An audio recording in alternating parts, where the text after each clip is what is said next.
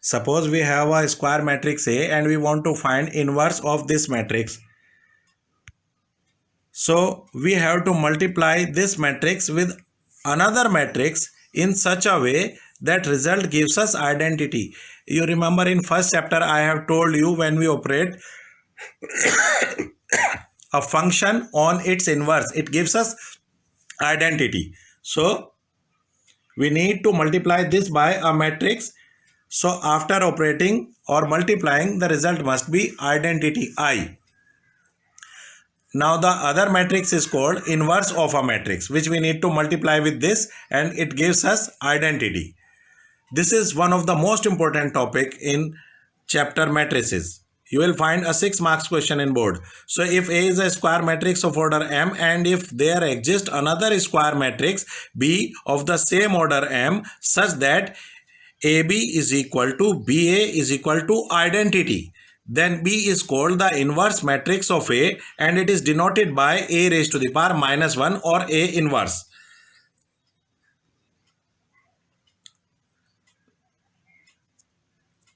Now we have to very careful with the notation which we have used, A raised to the power minus 1. It is not 1 upon A. Some of the students may think that it is power. It is not power. It is a symbol minus 1. A rectangular matrix does not possess its inverse matrix since the product of AB and BA to be defined and to be equal. It is necessary that matrices A and B should be square matrices of same order. Since I have told you that matrix multiplication is not commutative. If B is the inverse of A, then A is also inverse of B, which we have already discussed, f of G and G of f in very first chapter. Now, if the inverse of a matrix exists, then it is unique. Means you cannot take two different inverse of a single matrix. It is very important. Uniqueness. Let A is equal to Aij n cross n since it is a square matrix, and let X and Y be two inverses of A. Then Ax is equal to Xa is equal to identity. Similarly, it would be happened for Y also. Ay is equal to Ya is equal to I only. So let us compare. X is equal to Xi. It gives you X into I replaced by Ay and it gives you Xa into Y.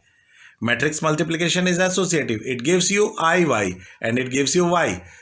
So it's quite easy that X and Y are not two different matrices but same. If A and B are invertible matrices of same order, then AB inverse is equal to B inverse A inverse. Again, very important theorem it is. Let AB whole inverse, which is left hand side, is equal to AB into AB inverse is equal to identity, because when we operate a number with its inverse gives us identity.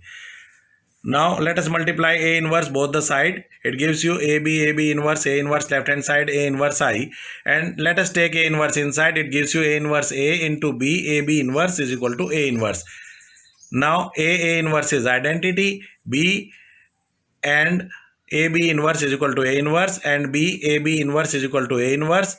Now we multiplied left hand side B inverse and it gives you B inverse B. AB inverse is equal to B inverse A inverse, and after using B inverse B as identity, it gives you AB whole inverse is equal to B inverse A inverse.